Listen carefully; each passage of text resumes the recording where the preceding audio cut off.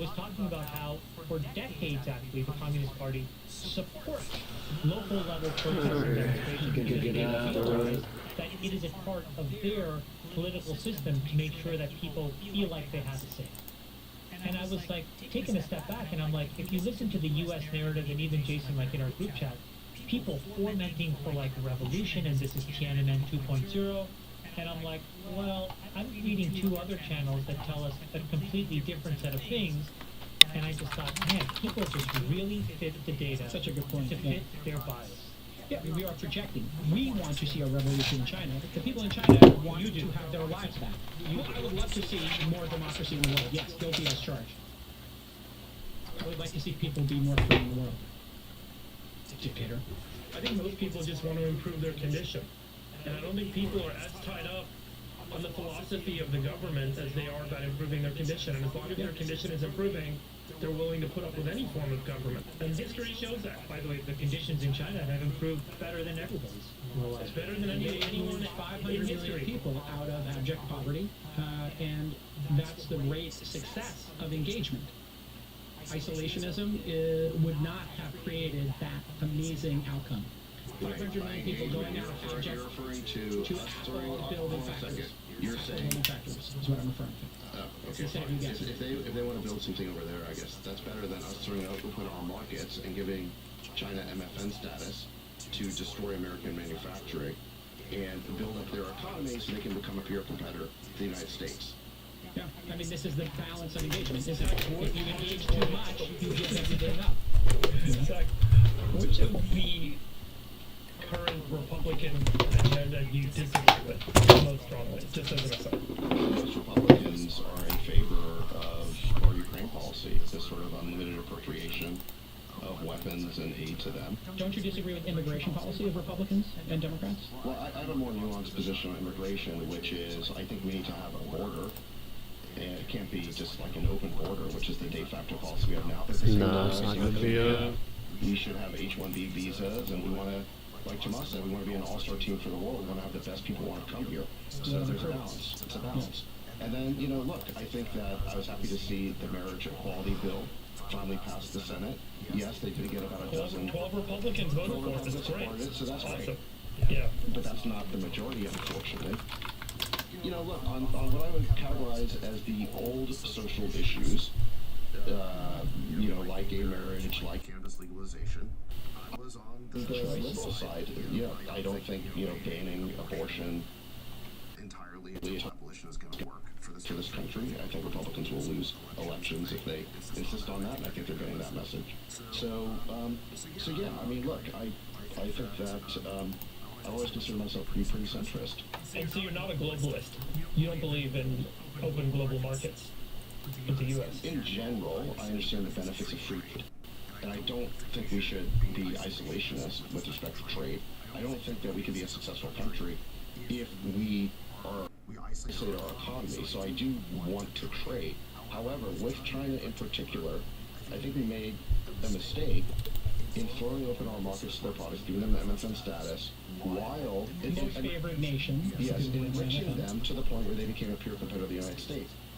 Now, look, I understand why we made that mistake 20 years ago, because everybody thought, the theory was that if we helped China become rich, China would inevitably become more democratic, and they'd be filled with gratitude towards the United States, and they'd actually become more hospitable towards us, more westernized. And I think that theory has just proven to be wrong. I mean, they have not. Or it's going very slowly. One or the other. Let's own our clips here. Here is Shamat's prediction from episode 61. And we'll see you on the other side of this quick clip. My worldwide biggest political winner for 2022 is Xi Jinping. I think this guy is he's firing on all cylinders, and he's trying to be the basically Charlie ascendant. So 2022 marks the first year where he's essentially really ruler for life. And so I don't think we really know what he's capable of and what he's going to do. And so that's just going to play out. You think he's the biggest political winner, really? Oh my God, I think it's going to be he's going to run roughshod, not just domestically, but also internationally, because you have to remember, he controls so much of the critical supply chain that the Western world needs to be. I think you're needs to completely survive, wrong. let alone. I think you're completely wrong. I think he's losing his power. He's scared. That's why he got all these CEOs. He's consolidating power because he fears that they're going to win too big and then displace him. And he has massive real estate problems over there that could blow up at any moment in time. He could face a civil war there. I think he's totally isolated himself. Civil war? And They don't even have every guns. major country is removing their factories and They don't removing even its have any guns dependency. there. What are you talking about? What are they going to riot with? Did you not see Tiananmen Square? Did you not see the riots in Hong Kong? Are you not paying attention, Shimon? There's been many riots in China. They Jason, to kill all those people. were crushed. And that's I'm not saying before it he will be had full crushed, control. but he still will have massive amounts of, I believe, protests, and yeah, he'll have I to kill think people. the bigger risk is that China gets better for Xi Jinping, but worse for everybody else in China. It's already worse for all the billionaires over there. It's worse for the tech industry. You've now got Evergrande, that whole gigantic debt implosion. I think there could be contagion from China. What next is year. I this? don't think Xi's going to lose his grip in any way, but I'm not sure China's going to have a good year next year. Wow. Nailed it. I think all three of us kind of got this right. What are you talking about? You got none of it. They said there was going to be riots, and they're going to have. Wow. Nailed it. I think all three of us. What are you talking about? You got none of it. Well, I said there were going to be riots, and they're going to have a recession. And you said that they would be squashed. That's exactly what happened. Both things happened. I actually think I have a pretty decent ability to steel man pretty concretely the details. I think that at best, when it comes to things like democracy and your belief in U.S. exceptionalism in a specific political worldview, at best you strawman. And I think that you get very biased without seeing the forest from the trees. The reason I said that is not because I'm like, some huge Xi supporter. I'm just trying to steel man what happens when one individual person gets a leader for life of 1.3 billion people that then controls 20% of the world's GDP. There is no other single human being as powerful as him as of this month. Can I just say that this show is going to become insufferable if every time you sort of said something in the past that was sort of correct, we're going to have to replay it? I was actually playing that one for you, Sax. I think you the one who nailed it. I was giving that was a softball to you, I actually, nail not it me. every week, J. Cal. All right, This show's going to slow down if we play every clip that I got I right. mean, you guys are asking to pull clips all the time. I just pulled one clip about China where you nailed it. No, look, I think and also look what he The did. king of pull a clip. The Evergrande thing, look what he did this week. They said, okay, you know what, the real estate industry can now issue secondary stock sales, raise equity and equitize themselves, so they're going to find a soft landing for the equity part for the real estate industry in China, and now they're reopening. So I don't know. I mean, I'm not sure what we're supposed to comment. What I will stand by is what I said, which is I don't think we have a very clear view about what's going on, what the substance of these protests are, and what people actually want. If you're only consuming U.S. media, and so if you find a way to get a diet from a bunch of different sources all around the world, you may get a better sense. I had an accidental window into that by being in a completely different part of the world this past week. Freeberg, any final thoughts on China and what's going on there before we move on to ChatGPT? Your favorite story. I think one of the things we often miss is that China, the CCP, does have their hand on the throttle. Like, they throttle up and down. We always think that it's a linear line and that it's super dogmatic and fixed, but there's certainly responsiveness, and the release of the lockdowns in Guangzhou and Beijing this week seems to have been a pretty good indication that when things do get when the tides do change, leadership there seems to respond. Not always, but enough to kind of keep things going. So, Should they reopen? I think it's 60% of the population or so is vaccinated, with obviously vaccines that Why can't they as, put an as operating as, process? here in the United States. Do you think they should open up and just let it rip? Or do you think they should still try to maintain the zero COVID policy? Because that is the debate right now. from I what think point that's of going view, on over there. what's the objective? That's what Obviously, I'm asking you, yeah. well, from the objective of economic growth, they need to open up and they need to keep their economy working and they need to keep their labor force engaged, or else they're going to continue to suffer. So if economic growth is the objective, they need to open up, right? If the long-term health cost of the nation balanced against that is the calculus that they're kind of weighing, there's probably some more nuance to that. And certainly, my understanding is there may be a precedent setting, which is, hey, we said that it's a zero COVID policy, therefore we have to hold strict to it, hold toe the line. Else it looks like we're weak. And so there's also this, maintaining the authority of the CCP objective. So there's a lot of maybe competing objectives right now. Certainly don't have a sense of how they're weighing them all. But I think that once all those videos came out this week, Yeah. you guys saw them, but people were screaming. There was an apartment on fire with the doors were locked with steel beams on the base of the building. At least that's what the video said. I don't know how much truth there is to that, but that's what was said. And clearly people are extremely distraught and unhappy with the conditions of the lockdown. At some point, enough people with enough loud voices, something's going to change. I mean, let's just remember, the bargain that's struck in that country, and with all countries, is that, the citizenry, to some extent, are willing to tolerate their government so long as their conditions continue to improve. And there's a bargain. There's some bargain that's struck. And as soon as that bargain starts to go south for the citizenry, then that governing entity is at risk. And I think that's what we sort of started to see this week, was the conditions are getting far, far worse and far less livable for so many people in that country that the government has to shift. Do you think, Chamath, this COVID strategy, and then we'll move on, was basically Xi Jinping wanting to get to that Congress, his coronation, and now that that's over, maybe he can change gears, and then... Like I said, my belief is that I have a very poor access to enough data to steel man what is actually going on there.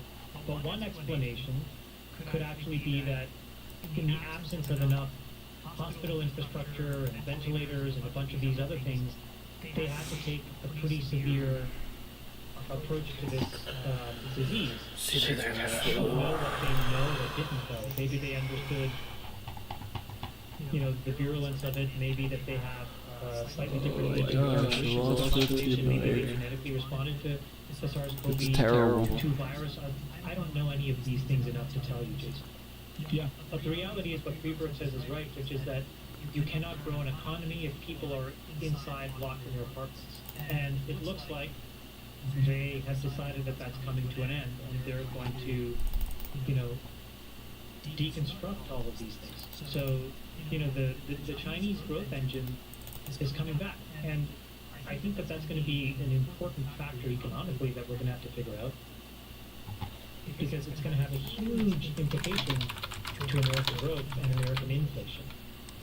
Sucks if, in fact, if the lab lead theory is correct, China might have some insights into this disease that maybe the West didn't. Maybe that plays into their policy a bit. Any thoughts on that? Jeff, I'm just surprised to hear that you have a problem with their lockdown policy over there. Because aren't they just implementing Democratic Party? Yeah, it's because they've been voted for. I mean, isn't this the policy that Tony Fauci and Barbara Ferrer, that all I the was in health favor of lockdowns. I was experts, not in favor of lockdowns. What are you talking about? You're the one who had all your masks and had ventilators. They weren't. isn't this the lockdown Painting this, policy? why am I getting a Because you're the stray Democratic here? Party. I'm just asking a question as the moderator. Isn't this basically? Why am I getting a stray? Isn't this what Got the flick, Jake. Can I have lockdowns?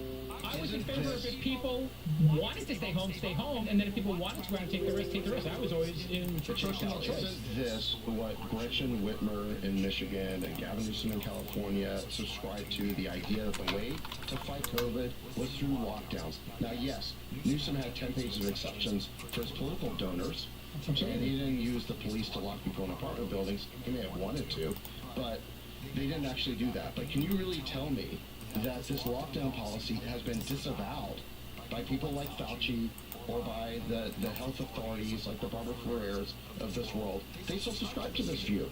Do they? Really? Is anybody doing lockdowns? Show me. Well, they're not able to do it because no one agrees anymore. Yeah. But tell me where any of the health experts who said that lockdowns were the correct response have repented and disavowed that view. Yeah, I don't know. I haven't been tracking their mea culpas. But you yourself were in favor of lockdowns No, for a period of time. Yes, you were. No. You absolutely were. I'll pull the No, tape I for was the in next favor of a episode. mask mandate. No, it's not true. I was in favor of a mask mandate, and I said the mask mandate was the alternative to lockdowns. Okay. I was saying that by May of 2020. Listen, let's move on to the next thing. I don't represent. I'm an independent. I don't represent the Democratic Party. I don't represent Fauci. No, you I don't represent know why you're mainstream putting- media. I do not represent mainstream media. You just said I was an old school journalist who's mortified with where it is today. I'm giving you a hard time. I thought your explanation was fabulous. Thank you. Thank you. Obviously, Jacob, I'm giving you a hard time too. I know that you were not a big lockdown proponent, but you understand the point I was making, I which do is understand your there point. were a lot of Let's proponents stop in the U.S. making me the Democratic spokesperson. When when you I guys am know not. I'm feeling a lot better after my beer. Let's talk about OpenAI. Come on, Let's all right. So listen. Let's talk about OpenAI. All right. OpenAI is a company that builds.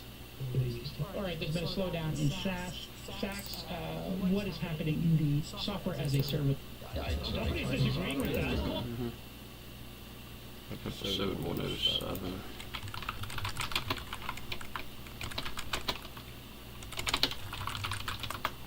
Let's see if it pulls it up.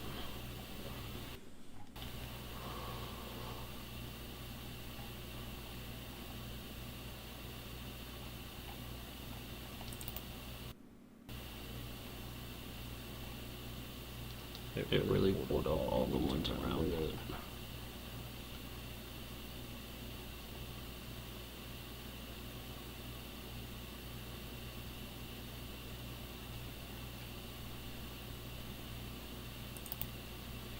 Saxy, how much heat and momentum has Nikki Haley gotten this week? Oh my God! Stop trying to make Nikki Haley happen. That's just not happening.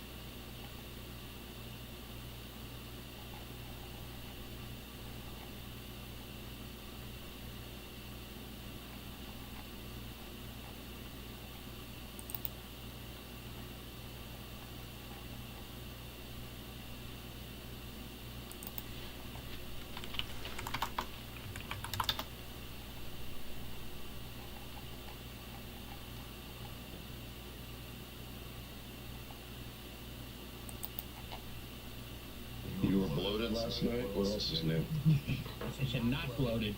My God, you really are though. You look bloated. Listen, that coming from you? You started to look like Bert, and now you're back to Ernie. Your face is getting round again. All I have to say is, hold on a second, guys. I gotta get a drink. Is it okay? You guys got a minute for me to get a drink? Yeah, I definitely do. Go ahead. Hold on a You gonna get a second. beer? No. I'm actually, been working on my weight, so I'm trying to pick here. I think I have the mocha latte from Supergut, and I also have the chocolate shake. Do you have a recommendation here for me, Freeberg? Because I'm going to put it in my coffee. Is mocha on a mocha? You can't go wrong. You can't go wrong. Thank you. Double mocha's a win. Just on a completely unrelated topic, did you happen to invest in Supergut, Jacob? No, I haven't invested yet, but use the promo code. Oh, okay. It's been a big part of my weight loss journey. It's also been a big part of me and Freeberg becoming besties and creating a unified block for All In Summit 2023. So I've got 2 solid votes. I'll be very honest with you. You guys give me a credible plan where we can maintain the integrity. No, I was joking. Hold on, I was joking. Hold on. Maintain credibility. Continue. Listen to me. If you two idiots, I'm not involved. yes you are. You clearly are involved with this fucking You're grant. an important vote. Hold on. No, Continue, Tremont. I'm writing this in. I'm writing it down. If you two idiots, the two Okay. of you have to do this together because otherwise I'm with David and there's absolute. Got it. You two idiots need to come up with a plan Plan. Got it. Idiot's plan. where we can each make Make. $4 million each net. Then I'll do it. 4 million net. Okay, great. Look at Jake Cal writing that down as if he respects a contract. Okay, got this. I signed the fucking I signed the contract. For Jake Cal, the negotiation begins at the point where there's a signed contract. Yeah, exactly. It's like, okay, now I'll negotiate with you.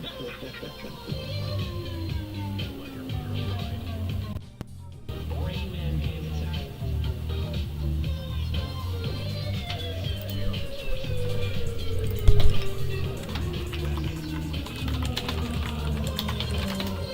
All right, everybody, the show has started. The four of us are still here. By some miracle, we're still going after 107 episodes, and it's better than ever. Last week we were number 12, so mainstream media, we'll see you in the top 10. Here we go. Twitter Files Part 1 and Part 2 drop. Despite your oppressive conditions, Yes. Jake Cal, we're not on strike. Conditions making you show up on time. Yeah. If I was getting paid $5 for this, I'd be on strike right now. Right, not only are you getting $5, you're getting a bill for the production. Okay, here we go. By the way, how beautiful is it that the same reporters who couldn't stop writing about the oppressive working conditions that Elon Musk was supposedly creating because he simply wanted the employees to go back to the office and work hard. And if they did, he'd give them a generous 3 months severance package. Yeah. Those same reporters are now on strike because the Salzburgers are running a clickbait farm over there with oppressive working conditions. The intellectual honesty has never been higher in the world. Yeah, I'm looking for intellectual honesty. Yes, will the publisher of the New York Times agree that anybody who isn't happy there can have a voluntary 3-month severance package? Yeah, and click this link. And do you want to work hard, or do you want 3 month severance? If the New York Times publisher did that, you know what would happen? 800 of 1,200 people would take the severance. Of course. All right, here we go. Twitter Files have dropped. Part 1 dropped with the legendary, award-winning, highly respected journalist, Matt Taibbi. If you don't know who he is a left-leaning journalist who worked at Rolling Stone and did the best coverage, hands down, of the financial crisis and the shenanigans, and he held truth to power to that group. This is important to note. The second drop was given to Bari. I think we have to talk about FTX. I don't know if you saw, and the people covering for SBF, it continues to be an absolute joke. The number of interviews that SBF is doing is absurd, but the people carrying water for him is even more offensive. I mean, if you're a criminal trying to cover up your crime, okay, we get it. You're trying to cover up and stay out of jail. But Kevin O'Leary, who calls himself Mr. Wonderful, was on CNBC trying to defend the fact that he was given, this is stunning, by the way, $15 fucking million to be a spokesperson for FTX. So the grift not only went to the press, politicians, but now commentators on CNBC. $15 million. To put that in context, I mean, you're talking what an elite NBA player gets from Nike. This does not exist in the world. Kevin O'Leary might get, 50 to 200K for speaking gigs, but nobody gets $15 million to show. Here's a 75-second clip that I don't know if you all have seen, but is unbelievably stunning. See on the other side of 75 seconds.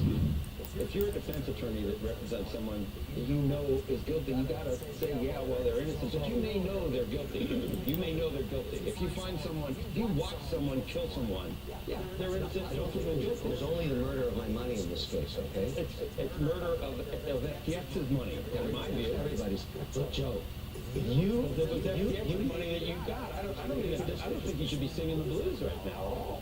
oh yes, I'm singing the blues. Why? Because your $15 million didn't pan out. That's a lot of money for a paid spokesperson. It's a lot of money. You didn't have to do much for that. That's found money. That's a different decision. That's a different discussion. You can make that decision on your own, but I'm going to this point. If you want to say he's guilty before he's tried, I just don't understand it. But it may end up costing you 15 for reputational and everything else. That's why I stayed on this pursuit. I'm very transparent about it. I've discussed everything I know about it. I will find out more information. If I make the credit committee, I will act as a fiduciary for everybody involved. I will testify. I'm an advocate for this industry, and this changes nothing. Just look at the numbers that came out of Circle today. I'm an investor there too. You've got the I lost it all in FTX, and we have a fantastic print on Circle. The promise of crypto remains. This will not change it. Pretty crazy. 15 million bucks. Any thoughts on continuing SBF saga, Zach? Well, I don't know why we should care so much about him. I mean, Kevin Leary, but look, It's indicative, right? It's indicative of all these guys that got money from this Who guy. is he? Who is he? He's on Shark Tank. He's on what? He's on Shark Tank, and he's a contributor to CNBC who's on multiple times a week. The point is, like, you've got the grift. I'm just trying to point out, $15 million to a CNBC commentator is just an extraordinary payoff. I've never heard of anything like it. I don't think it's fair to pick on Kevin O'Leary per se, because there's a bunch of those guys that took money from him. You know, a bunch of athletes did, maybe a bunch of movie stars, Hats, you know, Republicans, a bunch of Democrats. Yeah. like everybody got paid Democrats. by this guy. Okay. So again, just like in the Twitter example, I think it's important in this case to generalize, because the generalized thing is the real problem. Look, if you want to I don't understand what this company does.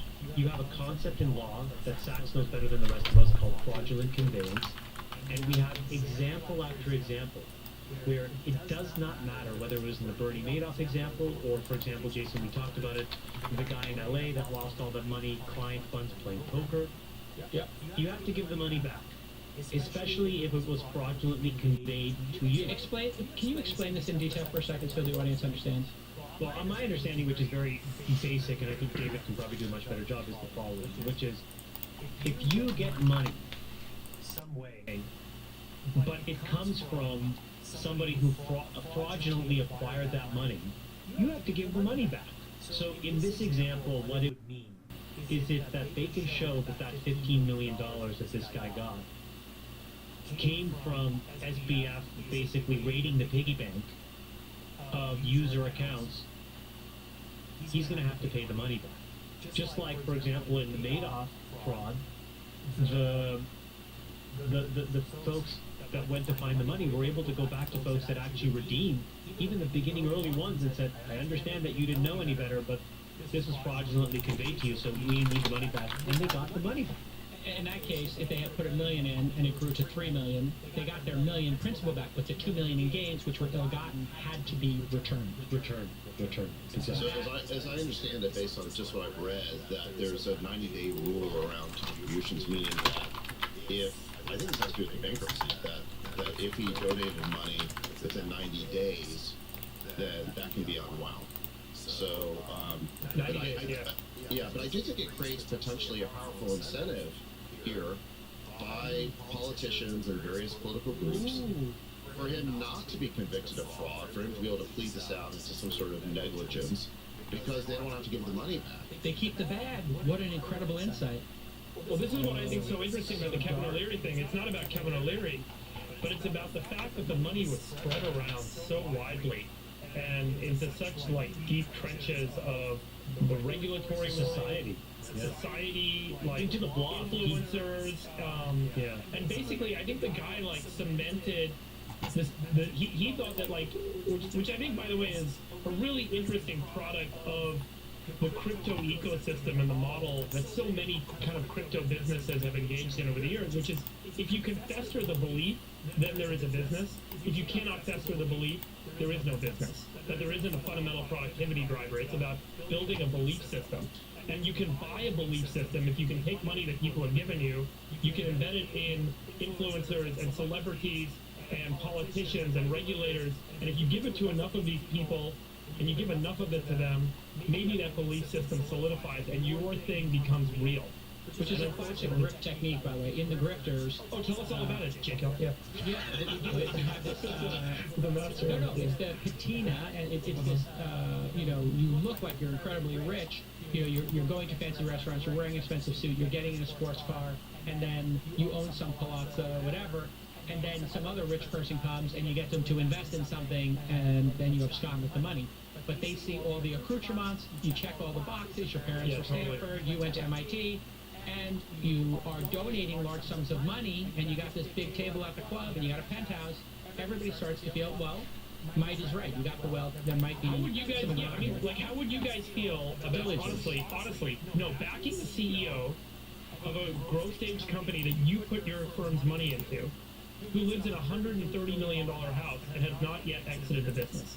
Yeah, absolute alarm bells everywhere. Never done. This is why I'm not a fan Never of would do it. secondary Let me sales. ask you guys a question. Or huge secondary sales. Yeah, let me ask you guys a question. Do you think that $1 billion of dark money could stop a red wave? Just asking for a friend. $1 billion. Do you think it's overweighted the Democrat sex? No, honestly, do you think it's overweighted the money he Yes, has? his mother was a huge Democratic bungler. Yeah. And moreover, the specific politicians he needed to influence, there were some Republicans, but by and large, it was the SEC. So you're the first person to make this claim. I want to say, did you hear it here first on the All-In Pod? David Sachs making the declaration that I think the Elon red said wave it. was stopped because of. Well, let me ask you a follow-up question. What do you think would have more impact on our election? Enormous amounts of dark money going to Democrats or extensive shadow banning of conservative influencers? Yeah. Which one do you think would have a bigger impact? And hold on a second, in a 50-50 country where, I mean, the scales are like balanced, where these elections are just a few thousand votes. Yeah. What do you think the result is going to be if we actually have a level playing field and get rid of this swindler's dark money? Yeah, that's an interesting question. Let me add a thing to that. What would have a bigger impact? This subverting of voices, I think this is great. It's definitely when you guys and your fight, like, or yeah. taking away a woman's right to choose after 50 years of giving it to them? Which would have a bigger impact on the red wave? That did have a big impact, but I think we're going to move past that. We're going to move past that. Yeah, all right, great. Yeah. Great strategic move. What do you think about the Kristen Sinema flipping to independent? Do you think that's a big deal? Or? I think it's really interesting. I think it's actually a very shrewd move on her part. So first of all, I think she's great.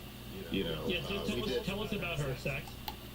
No, she is the senator from Arizona, formerly Democrat, now independent, who is in the mold of, John McCain, who was a former senator from Arizona, sort of this maverick independent, and she does not kowtow to her party orthodoxy. And when Biden wanted to pass $3.5 trillion of Build Back Better spending, she, along with Manchin, opposed it, and I think saved the administration from this gigantic boondoggle that would have made inflation much, much worse. Now, Manchin got all the credit, but she was equally responsible for putting a hold on that, and then as a result, they only did the $750 billion Inflation Reduction Act. So she's willing to buck her own party. Now, as a result of that, I think we're planning on she was going to get primary. That the progressive wing of the party was planning on primarying her. And by moving to an independent, in a sense, she preempts that. Because what she's now saying is, she's now sort of like, Bernie Sanders is an independent, or this guy, Angus King from Maine. They still caucus with the Democrats, but they're independents, and the Democrats don't run candidates against them, because they know that if they do, you'll have a Republican, a Democrat, and an independent, and the Democrats and the independents will split the vote, and the Republican will win. So basically, she's now daring the Democrats, hey, if you want to run a candidate against me, I'm not going to sit around and get primaried by them. You go ahead and run somebody, but then we're both going to lose to the Republican. That's what's smart about it, is I think she's daring Schumer to run somebody against her. It's also interesting. She's the only member of Congress I've read that's non-theist, which is kind of like atheist. She doesn't talk about God or doesn't believe in God, and I think she's the first openly bisexual member of Congress. She's certainly. Zach, do you think she held up on making this decision until after that Georgia Senate runoff election finished? And do you think that it influenced the decision? I don't know, but I think that the key consideration here for her is, well, imagine if she doesn't make this move now, okay? And then in 2 years, or I guess really next year, she gets primary, okay? And then what if she loses the primary? It's going to be very hard for her to run as an independent. At that point, it'll look like sour grapes or loser, right? But if she goes independent now, sure they got to have this everybody's one. independent no matter what. The question you have to make is what the Democratic Party is whether they're going to win or basically take this election and throw it to Will the we see Republicans. more of this purple approach? I was just going to ask you, what does this mean for Joe Manchin? Well, I don't think Joe Manchin has this problem, and I'll tell you why. Because West Virginia, unlike Arizona, is like a plus 22. Joe Manchin is the only politician in that state who can win that seat for the Democrats. when Joe Manchin retires, that seat is going Republican. And Schumer knows this, the Democrats know this, they think they're lucky stars every day that they got Joe Manchin, because otherwise that would be a Republican seat. And so, look, all this stuff about how the progressives were upset with Manchin and all that bad publicity he got, that may be, the sort of progressive wing is going to say that publicly, but the smart Democrats know that they're very lucky to have a politician like Joe Manchin on their side of the aisle. I gotta ask a question to you, Jamal. Why do Democrats, why are they, it seems to be so anti-moderate Democrats? Why are they so resistant to the concept of a moderate Democrat when obviously moderate Democrats seem to have an advantage in these Yeah, elections? well, And I think David described it well, which is that What's the in dollar? many of these Yeah. seats, this is both true for Republicans and for Democrats. You're not really competing in a general election. You're competing in a primary, and if you win a primary, you're probably going to win. So, if you're in Mississippi, for example, you just have to win the Republican primary. Nothing else matters. And then you're just going to skate to victory.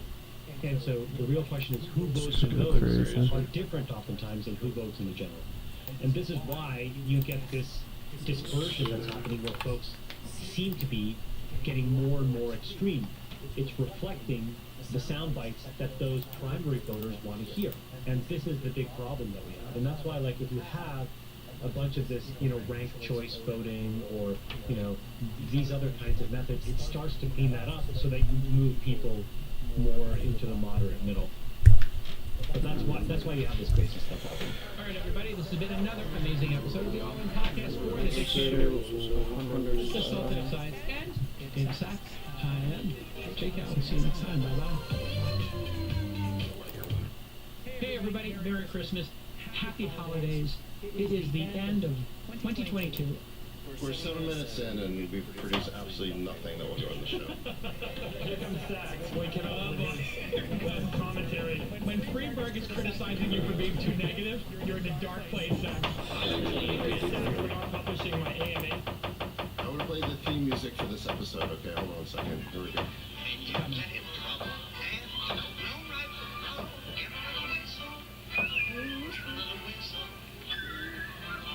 If you let the Indian government plant spies in your office, give a little whistle. Is there going to be an open mic night in... We were going to have you speak, Freeberg, but we realized you're not capable, so... We want the show to be entertaining. That's not personal, Freeberg. You guys are missing out. I'll tell you guys what makes my stand-up comedy so good. Here we go. Oh my God, we're back on this. Jesus Christ. It's my creative sensibility. So if I have some time to prep and write my script and read my own creative insights, Yeah, okay, bring one joke next week. check out for all the time we've spent together on this podcast, you know so little about me. It's so depressing. I gotta be honest. Well, here's the thing about friendship. It's a two-way street. You got to open up a little bit. We gotta go out and get drunk one night. Absolutely. So, I was not going to bring this up. Zach said bring it up. No. You're already creating mischaracterizations. You said you wanted to bring it up. I'm like, sure, I'm not going to veto it. Go for it. I said, well, I have to bring up my COVID, obviously. I'm the second bestie to get COVID. And I told you, offline, without the other two besties, I will just say I got it at a social function, period, end of story. You said it's okay to talk about.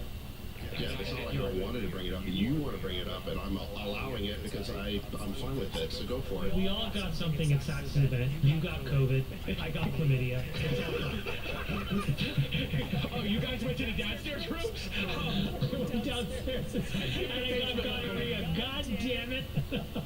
Chamath, again! You promised! It was a great party. All right, let's hear Jason's accusation. I've been hearing about it all week in the chat. It was a great party. Nah, you've been saying you super spread. COVID, Jason, you were angry. You were angry, and you were really mad at Sachs because you thought he actually gave you COVID, even though Sachs had people test. Every single person tested on the way in. Except you, Jake out. You walked around the velvet rope, and you said, guess what? I'm a bestie. I don't have to test. And you walked right in the party. And guess what?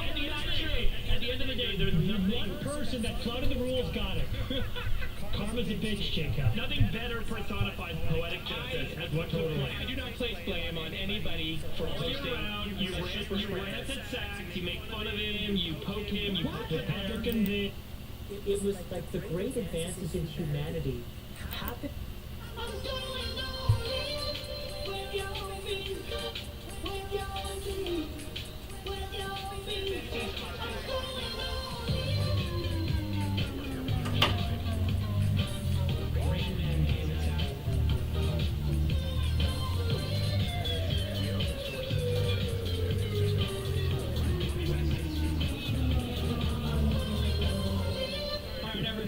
welcome. It is the podcast you've been waiting for, the All In Pod Emergency Episode 20, the number 11 podcast in the world, number 1 in tech, number 11 overall.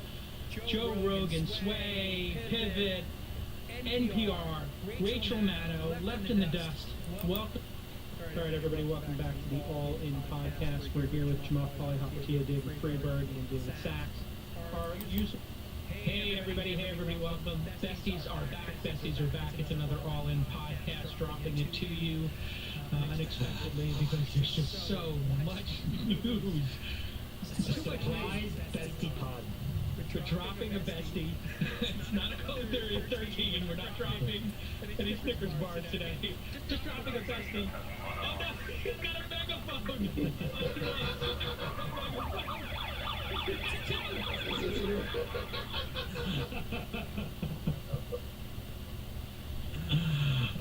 Special censorship edition. Warning.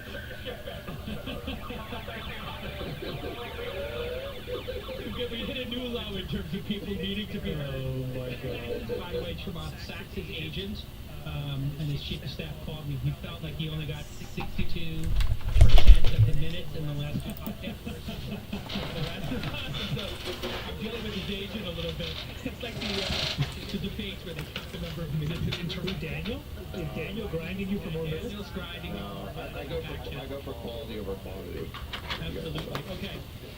Well, this week's going to be, I mean, what a complete disaster every week. Is there no other way to explain what it's Such a every day is a dumpster fire. Hello, everybody. Welcome. We are live at the All In headquarters. Another All In podcast. This is an These are like the beginning episodes, like 1 through. episode of All In. This is the 12. Last time you heard from the besties, it was election night, and it They was were getting 30,000 views. a fucking crazy shit show. Let's be honest.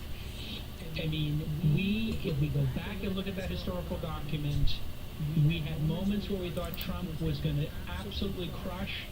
Then we had moments of confusion. And now here we are, and I think we have to give a couple of bestie kudos to, first off, Chamath, pointing out Pennsylvania was going to be big, and then second, when we went through the possible scenarios of what could possibly happen, a big giant blue wave, Trump winning it all, and then maybe something in the middle. I'll be up Option 3 working came most of through, the night. and that was Saxy Poo nailed it. Yeah, right that tomorrow. was your assumption, Sachs, the soft landing. The soft landing, yeah. So why don't we just, for the people who didn't tune in live, Sorry, Jason, can I ask a question? Saxy Poo, was that your like projection, or was it from that guy who lives in his dad's basement, his mom's basement, that you My researcher. Well, Newman works for me, so we, Newman. yeah. Newman and I work together on those takes. But yeah, the take that we thought was possible, but probably unlikely, but could represent a really good scenario was the soft landing, where you get a split decision. And I think that's what the American people voted for. You had the Democratic frame on the election was that we needed a return to normalcy and decency. The Republican frame was that the radical left could not be trusted with power, and voters they're both right. They sort of surgically removed Donald Trump while thwarting the radical left's dream of total control in Washington. And what the electorate seems to be saying is they want the parties now to work together instead of voting for extreme ideology. But TBD, Sachs, I mean, Georgia's still up for grabs. They're going to go after it hard, right? I mean, they filed in Pennsylvania. Yeah, so I think there's a series of court challenges we can talk about. I think that they're unlikely to prevail. They're very, very unlikely. I think Joe Biden will be the next president. We can kind of compare this to, Bush v. Gore from 2000. And if you want to compare Trump's case to Gore's case, it's weaker in every respect. I mean, first of all, with Bush v. Gore, Gore only had to overturn one state, which was Florida, whereas Trump has to now contest and overturn 3 or 4 states simultaneously. Second, Gore was within a few hundred votes of Bush. It was extremely close. Trump is no closer than about 12,000 votes in Georgia. That's the closest one. Third, Gore or Bush never trailed Gore in any recount, and Trump has that problem that he's never. And he's very far behind. So you look at those 3 things and you'd say, Gore couldn't overcome it, and he had a closer situation than this. And of course, I'd say finally, all these companies had reported or James Baker working for him, whereas Trump, frankly, has Rudy Giuliani, who's throwing press conferences in the parking lot of Citizens and Landscaping, between a dildo shop and a crematorium. And, you can't make this stuff up. I think somebody was tweeting, this is perfect, because, they were saying they wanted Rudy to fuck off and die, so it was so appropriate that this press conference was held between a dildo shop and a crematorium. So, it's not exactly the A-team that Trump's got playing for him here in the courts, but I mean, David Bossie, by the way, David Bossie, who is in charge of the whole, right? David Bossie is not even a lawyer, and then he gets COVID, so he's on the sideline. I mean, there's so many angles we can take here, including the fact that, am I correct that Trump's campaign advisor got COVID? Like the day after, or No, Mark Meadows, Chief of Staff got it. but David Bossie, who's in charge of this whole recount process, got COVID as well. Okay, so I want to just shift us now to what could have. So many things went right for the Democrats, but there was also something very clear here that happened, which is what I call the HSP, the Hysterical Socialist Party of America. I think was dealt a death blow. If you look, this was very close, and so, even if we want to talk about the Electoral College, etc., these are still very low numbers. I believe if the Pfizer news comes out last week, Trump wins, or if any combination of AOC Biden, AOC Bernie, or Warren were in any way involved in this election process, and Warren pushed to the side, the squad was squashed, because we knew that if they got any kind of play, Trump sails into victory. So when we look at what happens going forward, and I'll let any one of the 3 of you take this, what does this say about the Hysterical Socialist Party, the HSP, the squad, the Bernie Bros? What does this say about them? Well, you have a loud group of people on both sides, and the reality is that both extremes of both parties actually after this election have very little to stand on that's unique. Because if you think about what the plurality of Americans want is actually just a common, decent, centrist, do no harm alternative, and they're going to pick that more times than they're not going to pick it. It's only when things get extreme, like in 2016, in order to send a message, will they do it? And until it's resolved, they tried to do it again now, so we should actually talk about that. I don't think that this was, a runaway. It was way too close on too many dimensions that actually matter for the future prosperity of America. But that being said, what does it mean for the future? I think the future is like Pete Buttigieg must be high-fiving, the people in his camp right now, because a common, decent, thoughtful, centrist platform will win. For example, like let's just say you believe in gay rights. Guess what? You don't need to be at the fringes to believe in that. That's mainstream. You believe in like a reasonable form of healthcare. That's mainstream. You believe in climate change. It's mainstream. You start to go and tick off the things that the extremes would want to believe. There's very little room for them to stand on. So one party is going to be basically about like a federalized nanny state, and the other party will be a bunch of conspiracy theorists, crazies. And I think it's going to force more and more people to the middle. I think that's the future. To me, that's a much safer place to be than I think where we could have been if, Trump had won, or if the extreme left had basically been validated as a candidate. Right, and I would add to that the proof of that, the proof of the electorate's desire to tack towards the center is you look at the down ballot elections. So, in the Senate, the Republicans are still holding on to a majority pending the Florida runoff. But the Democrats failed to take out Susan Collins, Tom Tillis, Steve Daines. These were three incumbent Republicans who were way behind in the polls heading into Election Day. They didn't come close to taking out Lindsey Graham or Mitch McConnell despite spending How did Lady G get out of this one alive? Explain that. Susan to me. Collins? No, Lady G. Lindsey Graham. Oh, I see. Lindsey Graham, they said that it was neck and neck, and he actually ended up winning that state by like 14 points. It wasn't close. The polls were wildly off. And you saw that across the board. In the House, too, Democrats expected a gain of 10 to 15 seats. Instead, they've lost about 10 seats. They failed to defeat a single GOP incumbent. The GOP House members ran about 2 or 3 points ahead of President Trump. And then Democrats were completely shut out in Texas, which was supposed to be going forward. There were 8 open GOP seats. Democrats won none of them. So anyway, I'm providing some support. This was a split decision election. The voters voted to remove voted against the extremes of both parties. So, Friedberg, when you look at this, you see, I think, an absolute, just people don't want to deal with Trump anymore. How much of this do you think is Trump derangement syndrome, and what got Trump into office, eventually taking him out, is the guy just takes up too much oxygen in the room, and that's coming from me, and the guy is just incredibly annoying to have to deal with day to day. That's also coming from you.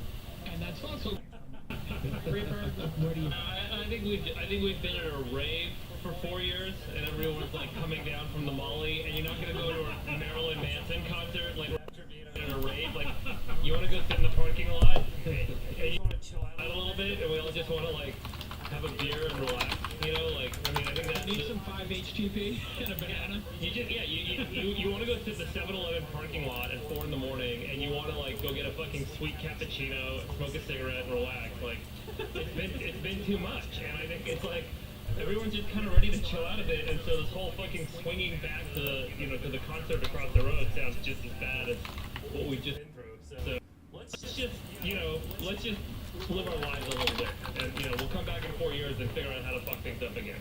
I think that's kind of the psyche. That's what I think voters want a presidency they can forget about. I think Trump's sort of Achilles heel is he demanded too much of the voters' constant time and attention. There was like this psychic cost to it. It obviously antagonized the other side and drove turnout for the Democrats. But it seems like voters are saying, look, just leave us alone. We want to just forget about what's happening in Washington for 4 years. And now they can, because, pending the Georgia runoff, it looks like, Mitch McConnell and Joe Biden will have to be in a power sharing arrangement, and nothing gets done unless the two of them agree. And by the way, just on that, there was a great tweet by Paul Graham. He said the day after the election something to the effect of, it feels like some background process in my computer was just killed that was consuming 5% of my CPU. And it's so true. Mac operating system spinning wheel of death. But David is so right. It's like, it's been this omnipresent thing in all of our lives over the last 4 years, and it's just exhausting. And there wasn't that much value that came from paying so much attention and worrying so much. And so it's just a great opportunity to come off the sugar high and reset ourselves and take a nap. I think that's a very astute point, Chamath, in that what was gained from this Trump derangement, from this Trump sucking all of the attention and constantly tweeting. And, I think the big win here, Freeberg, is, if you look, the proof is in the pudding. Trump, we find out on Saturday morning that Trump is, has lost and Biden has won. And 48 hours later, we find out Pfizer has 90% efficacy on their vaccine. Obviously, these two things are highly correlated. Biden has already delivered the vaccine in just 48 hours. I was buying this in the Today, we got 30s. the rapid testing has been approved by the FDA. Yeah, when it was I mean, just look, down there. At this rate, Biden's going to cure global warming by the end of the year. 20s. Look, first off, I think it's a little, It is pretty paradoxical that the vaccine news came 48 hours. yeah, I don't and think it's paradoxical. I mean, that was crazy. I mean, you know, there's supposed to be an October surprise, not a November surprise. I think if Trump has any legitimate argument about being done dirty in this election, it is over this vaccine news because, you know, the Chinese announced it 3 hours after Biden's declared president. Pfizer announces it a day after Biden's declared president. I mean, you know, when Trump went around this campaign saying a vaccine was mere weeks away, everyone thought that was bullshit. But as it turns out, he's telling the truth. And if those guys had announced it, Jason, like you were saying, 2 weeks before the election, it might have changed this thing. But you Now, guys that Might Yeah. have 100%. And this is not something he can go to the courts. It's not like he can go to the courts and get the election recounted or overturned because of this. So it's not something that's legally actionable. But I do think that on this news alone, Trump in 4 years will be able to claim on some level that this was a stolen election. But couldn't the same be said about Hillary's email server, right? So like 100%. that news came out like, and it was like timed around the election. And I do think that there was a concerted effort to not let the progress with COVID get in the way of the election in any way, biased it either way. And I think it's like pretty reasonable and fair to say, like, let's just not make this part of the news cycle leading into the election. And this was expected. Like, if you guys go back a couple of podcasts, like, you had a prediction on when we would have a vaccine. I think I predicted end of September because of the way that they set up the production cycle in parallel with the testing cycle and the way that they were fast tracking a lot of the testing in a way that wasn't normal for this sort of development. And it was going to happen this fall. If I'm an executive at one of these companies, I don't want my vaccine to become a politicized event, right? Like, I just want to be like, I think it's the reasonable thing to say, like, let's just put it on hold, let's deal with it all after the election. We're still moving forward, we're not holding anything up in terms of production and getting this thing across the finish line. It's just the announcement of where we are. So why make that part of the news cycle, And I think, like, people learned their lesson with Hillary's server last time. It's like, this one news, bombshell drops in the news cycle, spins up, and she loses the election. Everyone blames her losing the election for that coming out. No one wants to be culpable for that, right? I'm a Pfizer exec. I'm just trying to make fucking medicine. Like, I don't want to be on the hook for Said another way, someone winning or losing an election. said another way, Chamath, nobody wants to go to a Warriors finals game versus the Lakers and have the refs call, decide the game in the final couple of minutes. So do you think, Chamath, this is, if you were running Pfizer, if you were on the board of Pfizer and you have this information and it can come out in this 2-week window at any time, what decision would you make, Chamath? Well, just imagine that the vaccine was 90% ineffective, and it was announced 2 weeks before the election. You'd have an entire cohort of people saying this was meant to basically sabotage the election in the other direction.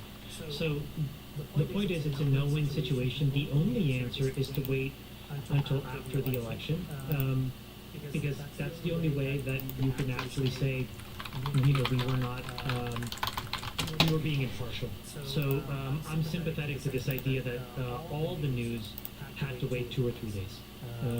Or maybe it was 2 or 3 weeks. Now, knowing in advance what the answer was, obviously you can read into that. But I think even if it was 90% ineffective, it should have waited until after the election as well. Yeah, I just think I that, don't get the sense that you do agree with that, Sachs. well, let's put it this way. I mean, we know from our time working at large companies that it takes them weeks to even approve a press release. And so Pfizer had this news weeks ago. Now, I understand their reason for not wanting to appear to be influencing the outcome of the election. So that's why they held on to it. I think everybody saw the way that Facebook was scapegoated 4 years ago for the election, and no corporation wants to put themselves in that position of being accused of affecting the election outcome one way or another. I'm sure that's why they did it, as opposed to a conspiracy against Trump. But this news was available, I think we will find out, weeks ago.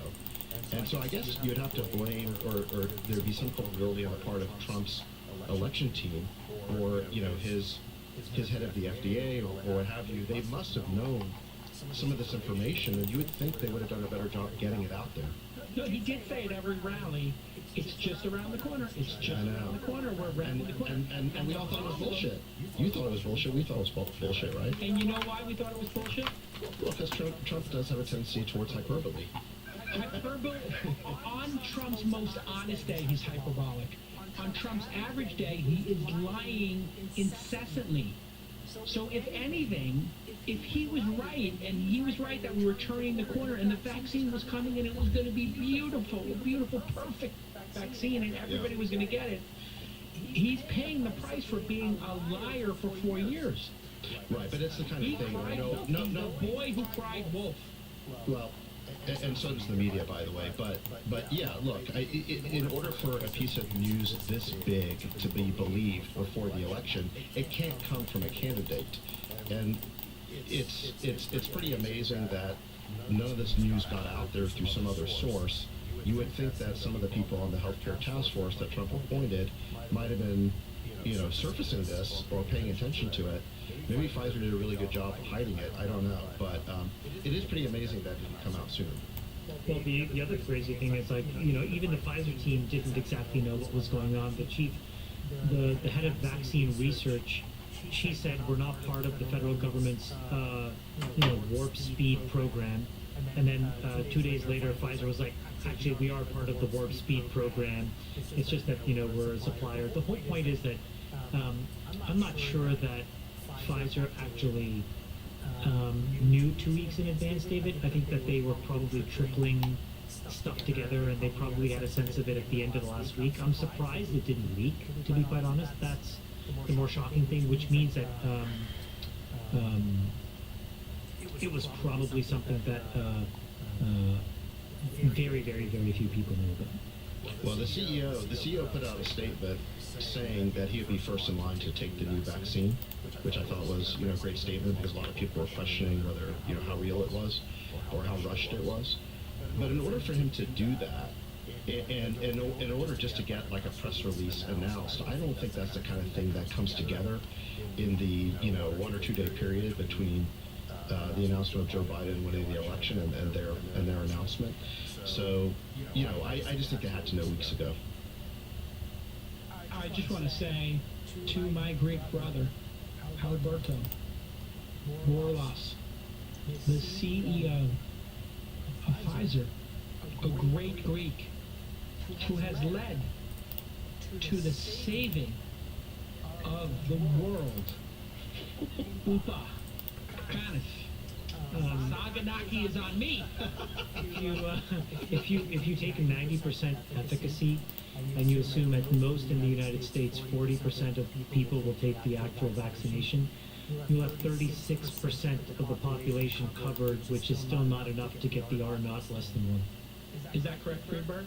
What do you think? I don't know. I'm not an epidemiologist. I'd have to. What, does it sound directionally correct to you that the people in the States are going to take it? If you don't take it, isn't this like a... Well, everyone who's high risk will take it. Yeah, and as of about 2 months ago, it was estimated that 30% of people on the East Coast had already developed immunity due to the seroprevalence studies that showed I was at 55 not that long ago. much lower, closer to 3%. You can estimate based on the growth Oh, in cases yeah, look at that that. CDC were kind of missing a bunch. We're probably on a national basis, we're at 10% back then. On a national basis, you're probably up to 20% of Americans have already been effectively immunized by getting the virus. So, if that's true, then you're at 55%, and you're getting pretty close to an ability to kind of inhibit this thing from aggressively again. So how do we each feel, I'll just go around the horn, how do we each feel Auto about liability, the so. COVID-19 end game? When will we see all schools open, all NBA arenas open with no distancing? Give us a quarter in 2021 when in America enough vaccines will have been delivered and distributed and rapid testing that life goes back to, let's call it, 85% of normal.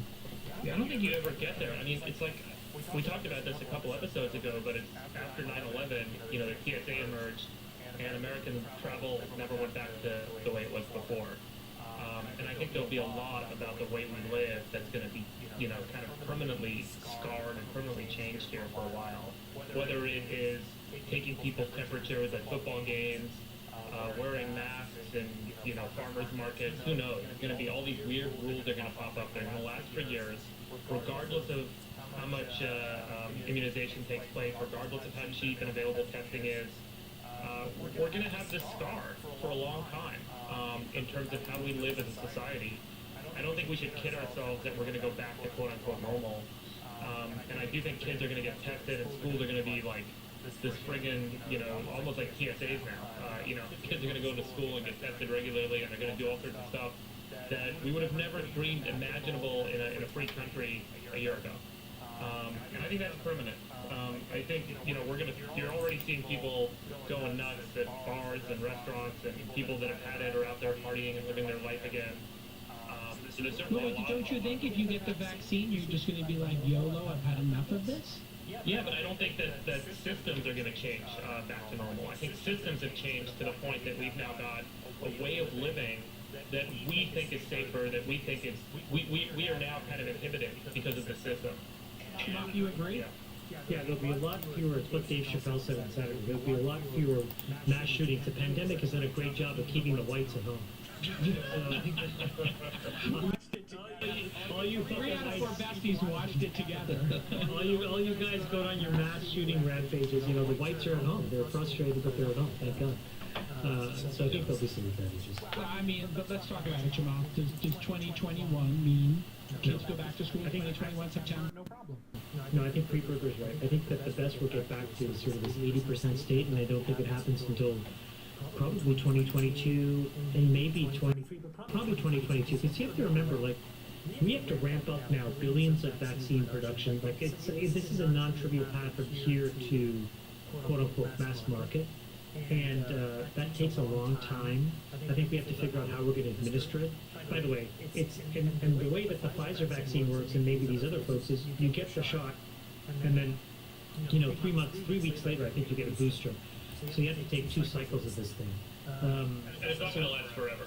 And it's not going to last forever. So this is, Friedberg's right. It's the beginning of a very different way of living.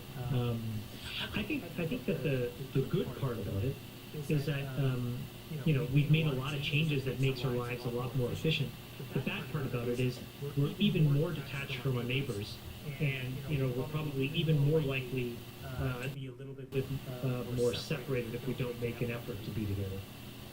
Sachs, do you buy this? Because I get the sense that you might be more optimistic than Friedberg. Yeah.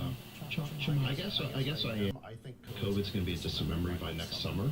I think we'll have 1 to 2 quarters of transition, but I think that once the vaccine's widely available, plus the treatment and the testings for the people who slip through the cracks, I tend to think things are going to snap back very fast, and COVID will just be this bad memory, a very distant bad memory. And I think, in fact, things may bounce back the other way.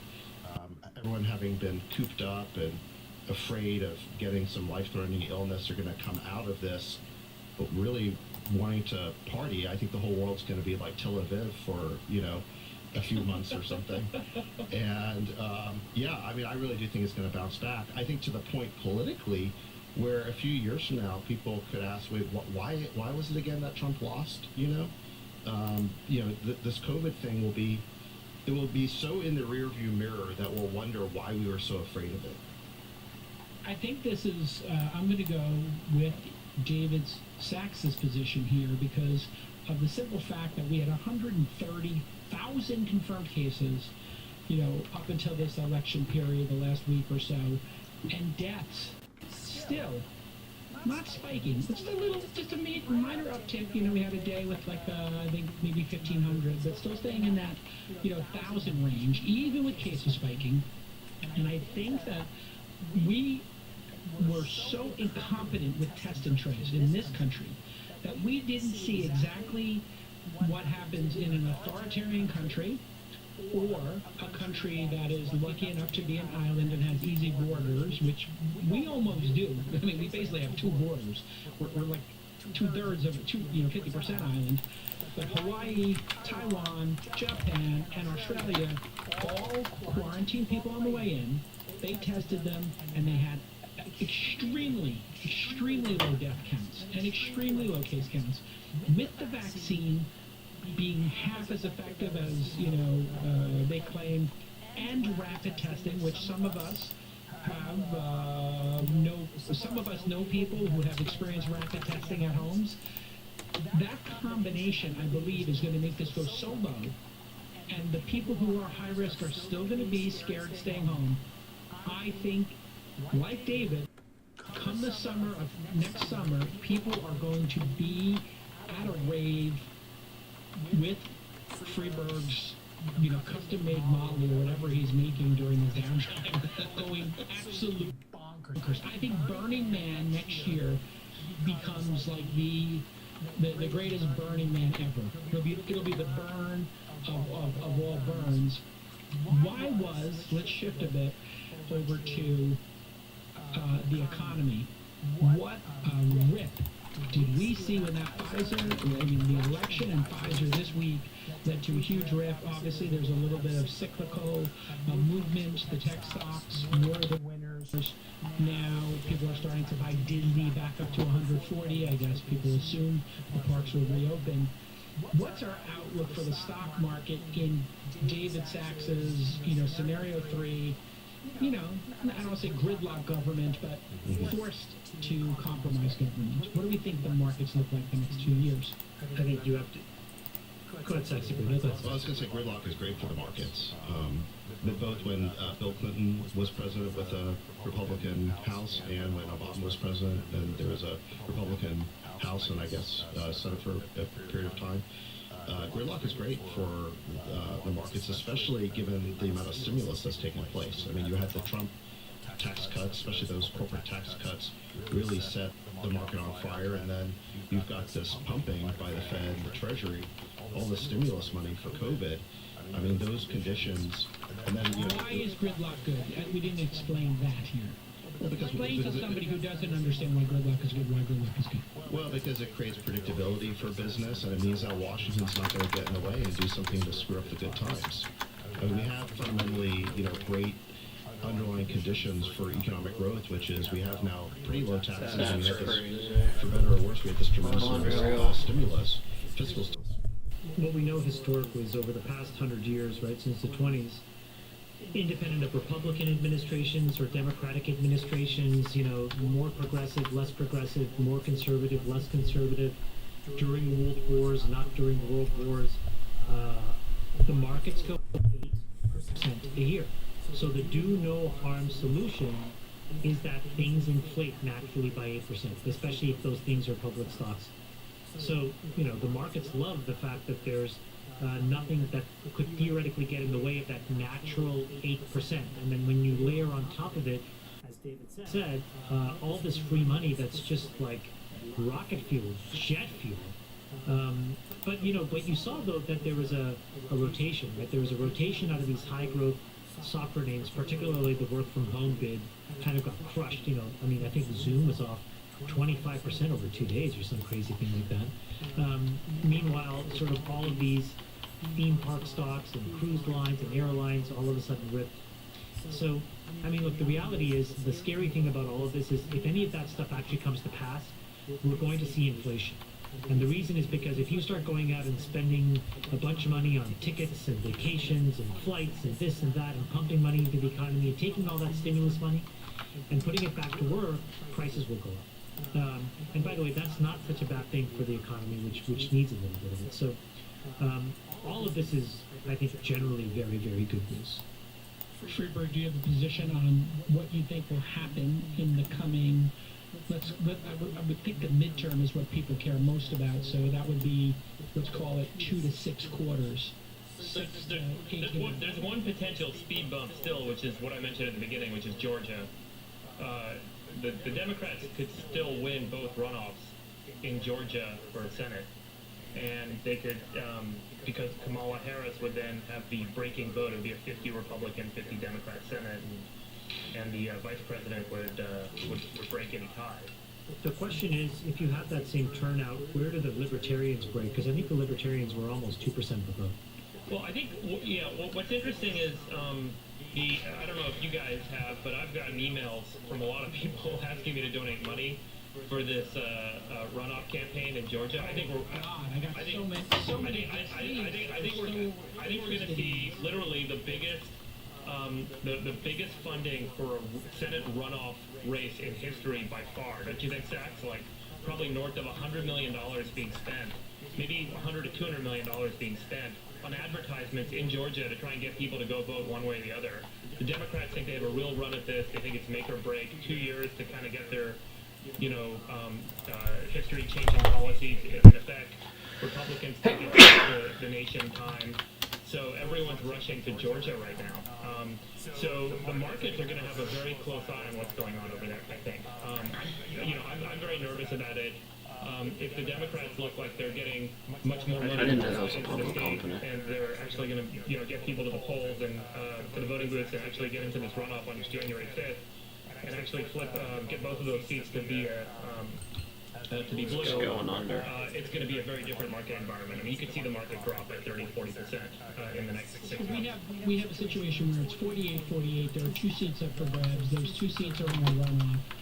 And I want to get into the Let me correct that, Jason. It's 48-50. yeah. The Republicans have a 50 to 48 advantage with 2 open seats in the runoff. Actually, sorry, one seat is open. The other, it has an incumbent, Purdue, who's facing Ossoff.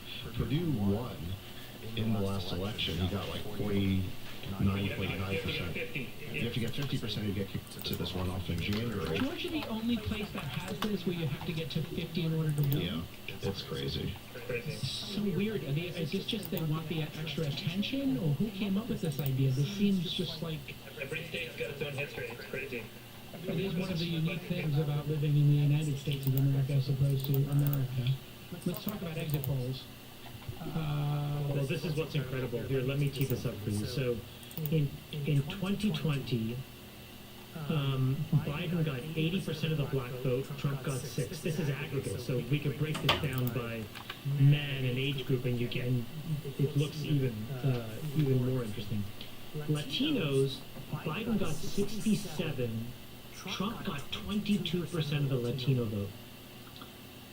Between the ages of 18 to 34, so boomers, Gen Z and millennials. Again, I would have thought 100% Biden. It was 62% Biden, 23% went for Trump, 1 in 4. Amongst women, and again, we thought, okay, suburban women are breaking Biden 80-20. It turned out Biden got 58% of women. Trump got 35% of all the female vote. And the coup de grace, whites with a degree. Again, you would have thought this would have been 80-20, 90-10. Instead, it was 53% Biden, 38% Trump. So this really was something... If we look at this, if we look back on this, the pollsters were completely wrong in thinking, once again, that these groups of people are monolithic. And I think the most mind-boggling to me, and I had a candid discussion about this, was the term Latinx is a catch-all term for people who are of Latino, Spanish-speaking descent. And what somebody told me who is in this Latinx group is that it's the most insulting thing they've ever been told. It's almost as a term, like the term saying Oriental to describe people from Asia. You're just grouping us all into one thing? People from Cuba, Venezuela, and Mexico all think the same? This is the absolute end game of identity politics, which is we have to put you in a corner, we own you, we own your opinion, and you belong to our party, whichever party it is. Oh, you don't have a degree? You're a GOP hillbilly. Oh, you're Latinx? Okay, well then we own you. You're a Democrat, David. What? And I know that this is an area where you have a lot of expertise. What are your thoughts? Well, as it turns out, promoting socialism to people who fled Cuba, Nicaragua, and Venezuela to escape it turns out not to be a great election strategy. And so, yeah, it's this idea that Latinx is one bloc. It's not. It consists of a bunch of different of immigrants from a bunch of different nations, and the ones who fled socialism are not eager to reenact it in the United States. The Republicans flipped 2 House seats in South Florida, where there's a lot of Cuban Americans, and even in the heavily Mexican American counties along the Rio Grande in Texas, Trump improved. Let's see, it looks like he improved 59 and 39% respectively over his 2016 showing. So this is not just some fluke of the exit polls. It seems like Trump really made progress in a lot of these groups that seem to defy their, what the promoters of identity politics, the way that they want them to vote. Gay Americans were another one. I think Trump improved his share of the gay vote from 14% in 2016 to 28% this year. So, really, it's pretty amazing. People are not voting the way that they're supposed to vote. Trump also improved from 12 to 18% with black men and 4 to 8% of black women. I mean, those are still pretty low numbers, but there was improvement there, and I think part of the reason is that not all of the African American community is on board with defunding the police. Well, I also think what it means is identity politics is a stupid strategy. Forget whether you're offended by it or not. At this point, what's clear is it's a stupid fucking strategy. It doesn't work. It's a path to losing. Because the more and more you do it, the more and more you're going to disenfranchise individuals who want to be judged sort of sound mind and body. Right? I mean, if you took 1,000 Sri Lankans and put them in a room and said, Jamal, I'm going to judge you as a Sri Lankan vote, I would tell you to go fuck yourself. I would be deeply offended.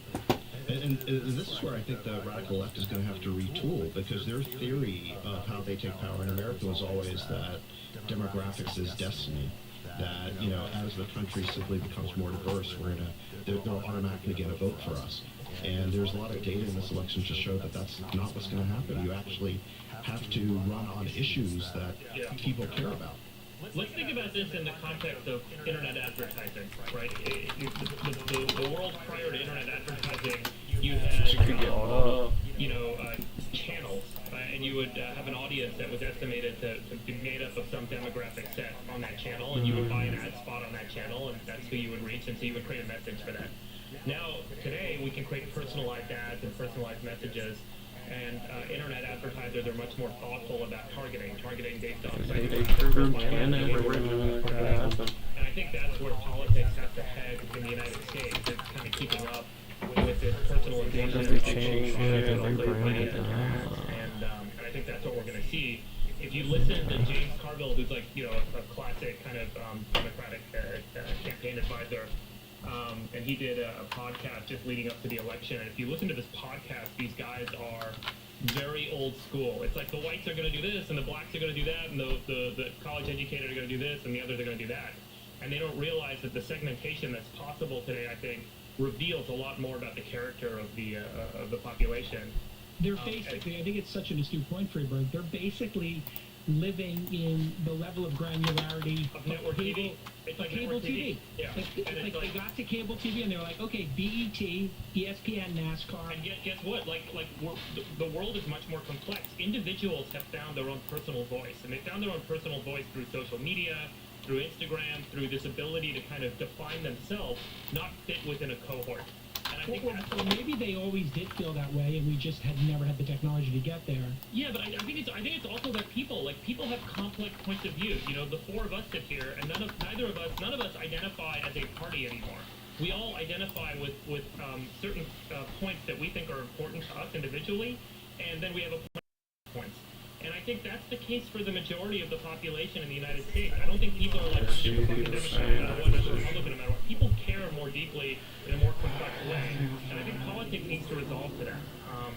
and that's going to require a shift in how you communicate, how you message, how you get feedback, how you drive blocks for voting, and it's gonna be a really interesting change over the next 15 to 20 years, and it may be what saves the republic.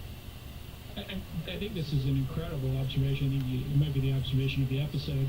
And I just want to point to a tweet I did, because this election has really led to me doing two things. One, I've been just thinking deeply about what do I actually understand about Americans and America. And then I also, there's all these red pills around, so I decided I would crush up a red pill, and I would just, put a little on my finger, and I'd try a little red pill for a second. And everybody told me I've been red pilled now on Twitter, and that I'm a Trump fan. I am not. I hate the guy. I think it's horrible. But I did this quick survey here. If you voted for Trump, I want to understand what percentage of your vote was based on the combination of A, cancel culture, B, identity politics, C, socialism, D, coastal elites telling you how to live. Explain other issues that contributed in a reply, i.e. spending, immigration, SC, the Supreme Court, etc. And I just said 0%, 1 to 25, 26 to 50, and over 50. And I got 12,000 votes. Go ahead and look at the results. Not the replies, but go ahead and vote. It doesn't matter which one you pick. Over 50% of people who voted for Trump, and I know this is unscientific, it's my followers, but it definitely feels directionally correct.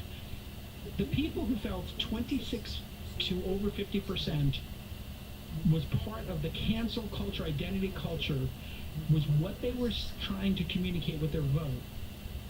Well, this is such an important thing, because I think this is what we're fighting over. Every single 70% of them.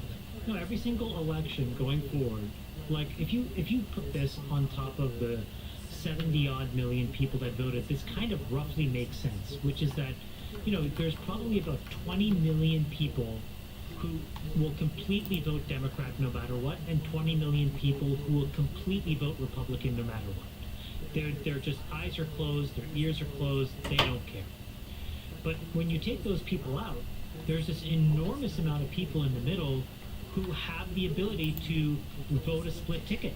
And as Saxifou said, like they'll vote a Democrat into the White House, but then down ballot they'll vote a bunch of Republicans, and they'll just make sure there's a balance of power.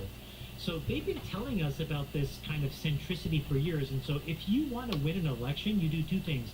Part one is you understand this dynamic that centrism wins, and part two is what Friedberg says, which is you understand that we need to enter sort of the global CPC world of political advertising and really cater not just the ads but also the message to individual people and stop the the gross high-level categorization, which isn't working anymore.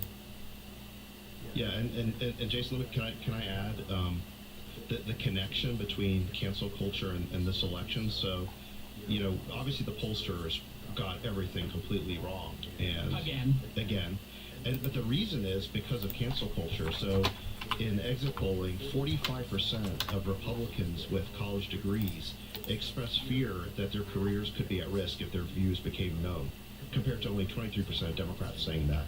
And so there were these, quote-unquote shy Trump voters who were afraid to tell pollsters what they really think. Now, it wasn't the Trump voters that you think of when you see the pickup trucks and the convoys go by, or the rallies.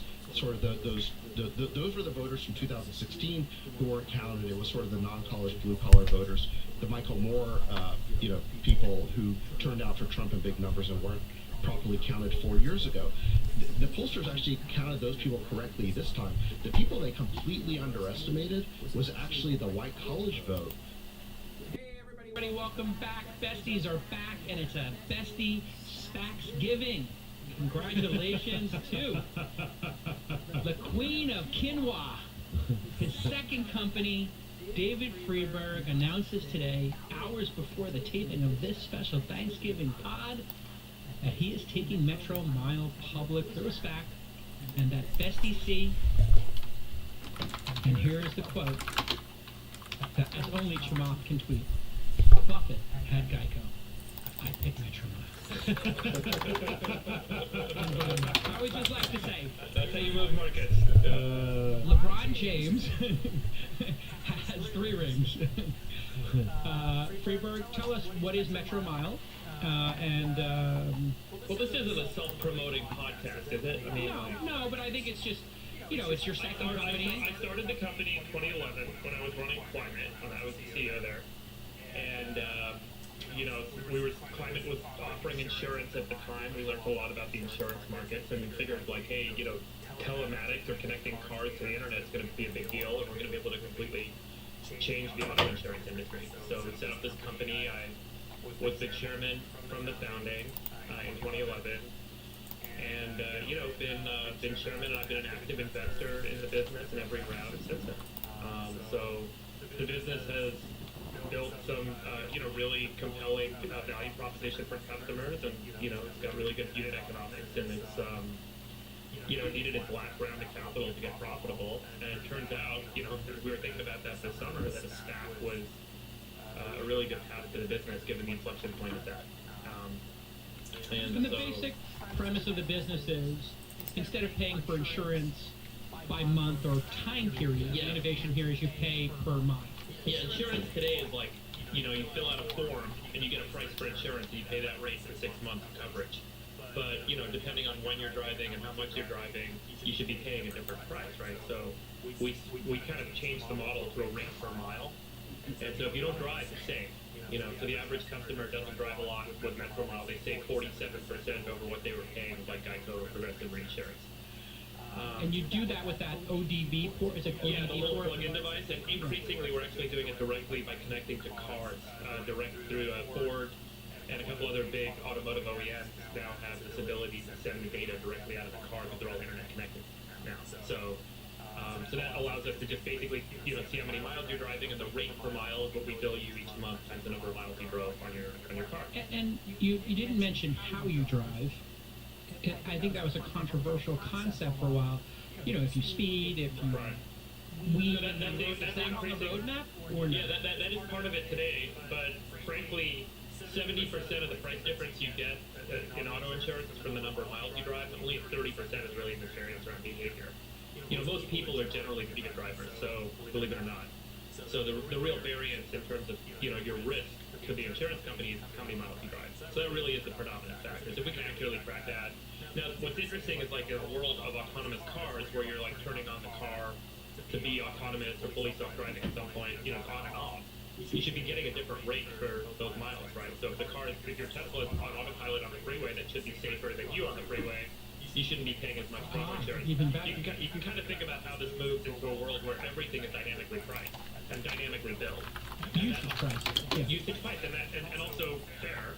So, if you're a good driver and you're driving well, or if you're using autonomous features, you shouldn't pay as much. And ultimately that translates, into a truly kind of more dynamic service. And that's really where the world has to go, because those low mileage drivers, or those good drivers, or those drivers using autonomous features should be paying considerably less. So they'll start using our service, and that'll force the other guys to raise their rates, and it creates a huge, kind of market moat. And we're in the very early days. I mean, it's like the first inning still. So we're just getting going. Shamav, you chose to do a pipe with the SPAC. Explain to the audience what a pipe is, people who don't know, and what you loved about Metro Mile. Sure. I think what is a pipe? A pipe is a private investment in a public enterprise, and basically what that means is that you're making the round bigger, right? So it's kind of like Sequoia does your Series A and invests 10 million. I would come in and put another 10 million, and now your Series A is 20 million. Same terms as the as Sequoia's round, except you're now just grossing up the amount of capital. Why is that helpful? Well, what it does is it allows somebody to price the deal. So in this case, David's SPAC sponsor priced the deal, did the diligence, and decided to underwrite Metro Mile at that price. And then they came to me and said, hey, do you want to come and join this round, essentially? And I got to know the business. A lot of things that David said basically are true. The thing that I will say is, everybody talks about the value of machine learning, right, and data-oriented learning. The most obvious thing that you can do is, if you learn on top of a huge subset of data, especially out in the real world, like driving data or any other kind of information, is you should be taking risk on top of it.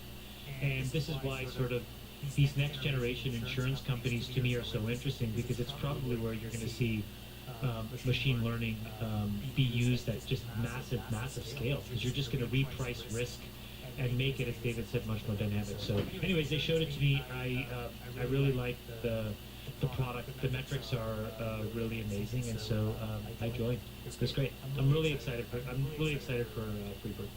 Yeah, congratulations. Great. Jamal and I have never worked on anything together, so it's awesome. We're doing our first project here on the All In podcast together. All right, Well, so it sounds like a brilliant idea, and I'm just pissed that I'm not part of it. I read that like Steve, two review here besties. for me and Sax? Yeah, Jason, do you know about this? I don't know anything. I'm the You're last one both cut out of it? First of all, You're both you cut out of it. I need to get my beak wet. You two, I got the wet, the I can't beast. get my beak wet. you two narcissistic besties have been running around touting every single unicorn you guys have been a part My of. allocation at Robinhood. I missed my allocation in Bird or Uber or whatever. Yeah. All right, new bestie rule. Everybody gets a slice, even the little pasty poo. Everybody gets their beak wet. Like the old neighborhood. Like the old neighborhood. Just a little back, a little share. Jason, why don't you start an AngelList syndicate for every All-In podcast listener? Yes. All In Podcast Syndicate. It will be on thesyndicate.com. I left the AngelList, but yeah. Okay, yeah. We'll do thesyndicate.com/all in podcast, and then we'll aggregate all these subscribers, and I'll take 20% carry, and you guys can suggest that. It's a great idea. No, we'll do zero carry, and we'll allow all the listeners to participate in our deals, which I think would be pretty cool. Listen, I love how every time you loop my business into this, whether it's podcasting or syndicates, you take out the money and the profit. I tell you what, I have an idea. How about we SPAC this week in startups, and you do it for no participation? I'm the father of growth. You know how you grow? By making things free. You want to maximize demand? Just make it free. By the way, on this topic, Saxy Poo had this incredible tweet this week, which was basically like, wow, this is like my 95th unicorn that filed to go public. I mean, literally every single unicorn that filed this week to go public, Sachs was an angel investor, which is incredible. Says how good he is as an investor. But the best follow-up tweet was Zach Weinberg, the co-founder of Flatiron Health, whose tweet was, I just want to congratulate myself on nothing for having not been a part of any of these companies. I'd like to congratulate myself for making no bets and taking no risk and getting no reward. No, I thought Zach's tweet was the best. Zach, don't you find it tiring, like all these investments that you've made? Like, don't these guys call you and want to do meetings and chat all the time? I mean, you know, this has got to be like a huge amount of effort, right? Well, no. I mean, not You just put the really. money in and turn around. Well, you know, if you're not on the board, your obligation is basically to respond when somebody asks you for something. And as an angel investor, it is a little different when you're actually like leading around and you're a board member. I was making these investments back in 2012, 2013. That's when these seeds were planted. Right. These were 50K, 100K, 250K checks, right? So the responsibility is proportional to the dollar amount. So, some were a little bigger than that, actually, but Yeah? I mean, I've written checks, you know, seven-figure checks in some of these companies. Zach, according to your personal balance sheet that we got from your accountant this week. Yeah, Phil Hellman sent it. We see here a transaction for House. Is it true you did the Series B of House, the entire Series B? $1.53 a share. No, I heard it was you led the Series. no, NEA led that round. I mean, I invested a lot as an individual. I did co-lead the Series B or C of Adapar. That was one that I did as an individual. That's incredible. Yeah, that's going to be huge. I have no idea what that company is, but that sounds awesome. They manage funds. They do portfolio management software. It's coming up on, you know, $100 million. I'm just kidding, guys. I'm just kidding. I'm totally kidding. Let's start the pod, J. Cal. Where are we going to start? Well, I mean, I think Now that we've all first of all, promoted, Exactly. Well, I'm just happy to hear that Jason was cut out of your deal as much as me. And when I read about it on Twitter, I'm like, I better not be the only bestie cut out of this deal. All right. It's so funny. You're right. You're totally You're right. You're right. It is getting awkward now because people who watch this podcast assume that we do everything together. Like literally, they're like, "Well, you guys go grocery shopping together. You go on vacation together. You guys live in the same TikTok house." Yeah, that's not how it works. I think the first thing we should talk about is just this amazing moment in time when, because of science, and this podcast started during the pandemic, we have had, as predicted by Friedberg, who gets to take 2 victory laps, he said by the end of the year we'd have vaccines, and they would have, because of this mRNA, if I remember correctly, 95% efficacy. And sure enough, the week after Trump wins, loses, sorry, Sachs, he lost actually. The week after Trump lost, I know you didn't vote for him. The week after he lost, Pfizer, then the next week, Moderna, and then the next week, Oxford. And I understand Johnson & Johnson is about to announce something, and all of these have 90 to 95% efficacy, and that there are going to be 40, 50, and 60 million doses in December, January, and February, just from the first 2, in America alone. So Friedberg, if you were to put a number on when herd immunity hits, because probably 20 or 30% of people have had it, 20 or 30% of people have some natural immunity, how long is this going to take? And could we be doing this from a Warriors game next year? When are we going to be able to do this in person? I don't know if it was I don't know if it was Fauci or someone that's closer to the operations shared that they do think they can get 70% of Americans immunized by May. So, by May, yeah. So, if you'll remember a few podcasts ago, I think I tried to explain a big part of the budget that went into this Operation Warp Speed was to parallelize production of these vaccines while they were being tested. And so we've been scaling up the production and the manufacturing of these, and if they weren't going to work, we're just going to crash them, right? $2 billion, who cares? It's a good option for the American people. So we've got a ton of doses that have been produced. It's about packaging and distribution now, and that's supposed to be kind of underway with the plan to be that on December 11th or 12th, when they give the emergency use authorization, these doses start showing up. We basically went all in blind. Like we just shoved the chips in and said we're going to make these vaccines, if they're not. It's more like a spray and pray angel investment portfolio. We bought we bought like 4 different things or 5 different things. We made bets in all of them and hope that one of them pays off. And it turns out they're all going to pay off. So or chunks are going to pay off, and we get to have them ready, in time to kind of make a difference here. Now, all that being said, if you look at the case numbers in the U.S. right now, we could be as high as 30% of the American people have already been infected with coronavirus, based on some estimates. So as of the June 30th paper that was published from those dialysis patients, and they did a pretty good statistical interpretation of looking at antibodies in people's blood, they estimate 10% of the American population was infected by coronavirus as of June 30th. And then if you look at the number of people that have been infected since then, and you apply the similar sort of multiple that you would assume based on tests, there's an estimate that we could already be at up to 30% of the U.S. population has been infected. Wow. And therefore immune. And they're theoretically mostly immune. Let's just say that, right? And so we share their anecdotes and so on. But yeah, let's just say generally, yes, immune.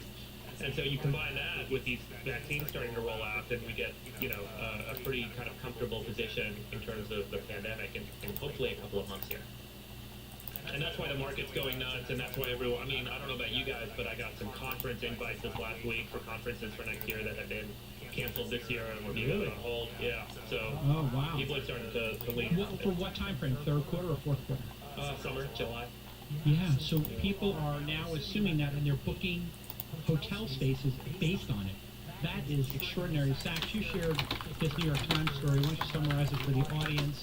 And I'd love to get your thoughts in addition to this as to what this recovery might look like if, in fact, we have more vaccine than we need, and even, a reasonable number of Americans take it and don't believe that it's a conspiracy theory by Bill Gates to control and the Illuminati and all that stuff. Yeah, this New York Times story is pretty remarkable. It's called Politics, Science, and the Remarkable Race for a Coronavirus Vaccine. This came out, I think just came out today in the New York Times. Actually, sorry, it's published It published November 21st, updated November 24th. And it's pretty remarkable. It describes the effort by Operation Warp Speed, by the administration, by Pfizer, by Moderna. Kind of gives you the behind-the-scenes play-by-play. And reading the article, Just to go over here. I'm thinking that the Trump administration did a pretty good job with this whole Warp Speed project. I don't know if the New York Times realizes that it's making the Trump administration look so good, or maybe they don't care anymore because he's lost the election. But the article does make the administration look very good. I mean, Competent. Very competent. First of all, they shoveled money to the right people. They offered Pfizer money. Pfizer didn't want it or need it, but Moderna did. So they got a few $1 billion from Moderna. They parallel processed a bunch of different attempts here so that if one company failed, the others might succeed. There was a sort of a Reaganite cutting of bureaucratic red tape wherever they could. There were examples in the story of a drug company needing something, some supplies or what have you, and they would call the administration and they would, make it happen. And then finally, the administration didn't do anything to kind of mess with the science. In fact, they describe how this new experimental mRNA technique that they used to generate the vaccine, they had the code for that within 2 days. They actually had the vaccine sort of printed, if you will, within weeks. And really what took all this time were the human trials, the 3-stage human trials, which the administration did not do anything to speed up. And probably the irony of ironies, the supreme irony, is there's a bit in the story. It actually begins with this guy Slowey, who's the head of the Trump administration's effort to produce the vaccine. He actually slowed down the Moderna human trials by about 3 weeks because they weren't including enough minorities in the trial, and that cost him 3 weeks. If it weren't for those 3 weeks, Moderna's vaccine would have happened before Pfizer, and it would have come out about a week before the election. So you got to wonder, Trump has got to be pulling out his hair about this twist of fate. David, how does it attribute credit for Warp Speed? And I'm going someplace with this, so I'm just asking you the question. Well, the article's not trying to attribute credit. They're just kind of describing the behind the scenes of how Pfizer and Moderna came up with their vaccines. And but in describing, Pfizer and Moderna did the work of creating the vaccine, but in describing the ways that Warp Speed contributed, they did things that were only helpful and nothing that was harmful. And so in that sense, it made the Trump administration look quite good. Yeah, I think the point is that the Warp Speed folks, which is probably the least well-known working group working on coronavirus to the rest of the public, is because it was a lot of wonky insiders. It was sign of almost proving the exact opposite of what Trump typically does, which is, some idiotic nepotistic leaning where it's his daughter or it's his son-in-law running around, completely ineffectively, doing something where they become sort of front and center for taking credit. In this case, it was just a bunch of policy wonks. You never heard about the project. We only know about Warp Speed because a handful of us have talked about it. And it turns out to actually have been good because they knew what they were doing and they knew enough to not try to seek the credit and just get out of the way. I mean, it proves almost the antithesis of how the Trump campaign, managed their time in the White House. Well, I mean, you have a point where I was kind of reading this article wondering, where was Jared Kushner? Because if Kushner knew about this, there's no way he slows down the Moderna vaccine by 3 weeks. I mean, that might have made the difference right there in whether Trump wins or not. Can you imagine the effect on the election if the vaccine had come out 1 week before November 3rd? I think Trump would have won decidedly if he had a vaccine or two out with 90%. But I think he had no credibility, even though Moderna and Pfizer were saying late November, and he said the vaccines are around the corner. His whole tenure was based on so much lying. He was the boy who cried wolf. He was the president who cried wolf. By the time he told the truth, and he was telling the truth about the vaccines, it was like, oh my Lord, he told the truth in the final 3 months. Well, can I give you the opposite, David, of that, which is that if Moderna basically says, hey guys, we have a vaccine that works for white people and a disease that's, disproportionately killing blacks and, Hispanics and brown people, Native Americans, and all of a sudden people are like, wait, what the fuck? Maybe they would have gone into Georgia and they would have just crushed them even more, and then you would have actually had the Senate flip too. So you could have had a whole kind of distribution of outcomes there in a different case, because you could have had an angry reaction as well. We don't know, I guess as well. Well, yeah, I mean, I think it's ironic that an administration that was constantly accused of white supremacy probably lost the election because they slowed down this vaccine trial group to include more minorities. No, I know, but I think what we're saying is it wasn't the actual administration. It was somebody. It was somebody You know what we that call actually that, knows David? what they were doing. We call that redemption. In the movie, when the person actually loses because they did the right thing, it's kind of redemption. Freeberg, when you look at these mRNA vaccines, you were educating us about them last night, and also for a long time. Tell the audience just one more time how these work briefly, and what the potential for them is in the future, because I think a lot of us now are starting to see the light at the end of the tunnel. This is going to be over. We're going to be at conferences or traveling to Europe or whatever it is next summer. But we are all going to be scarred for life thinking, when is the next coronavirus? Just like for a decade we were on pins and needles, when is the next 9/11? So this is going to be scar tissue for a generation or two of people. When the next COVID comes, how quickly will Warp Speed 2.0 go? Yeah, it's the right question, because our approach to doing vaccines may have just changed permanently. So, every cell has your DNA, and DNA basically codes proteins.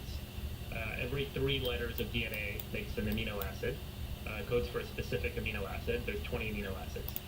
The way that DNA turns into proteins is through RNA. So RNA is kind of like a mirror copy of your DNA. It floats into these things called ribosomes in your cells, and out come proteins. And it's like a printer, right? And so those ribosomes make your proteins using those amino acid sequencers coded by the RNA. So the way that the vaccines work historically is you'll get a dead virus, which is basically the protein of a virus. Your immune system then learns to kill that protein. Oh man, Jesus, my dog.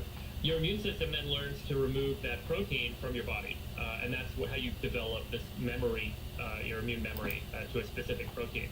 And so they put this dead vaccine, the virus in your body, and hopefully your immune system learns a good response to it. mRNA basically puts the RNA in your body that codes for that protein. Your cells then make that protein, and because it's making a lot more of the protein in a more consistent, way, theoretically the idea is your body develops a much more robust immune memory and immune response without it overloading your system with all the immune cells trying to wipe that protein out right away, and so on.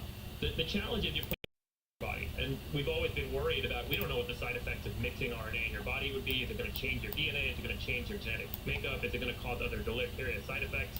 So this technology, this capability, this knowledge has been around forever. I mean, not forever, but for a long time, and the idea has always been we could use RNA in this way. But, no one wanted it, and we've used it in animals, and we've used it in plants, and we've seen the capabilities of using RNA to do different things like this, but this is a big leap.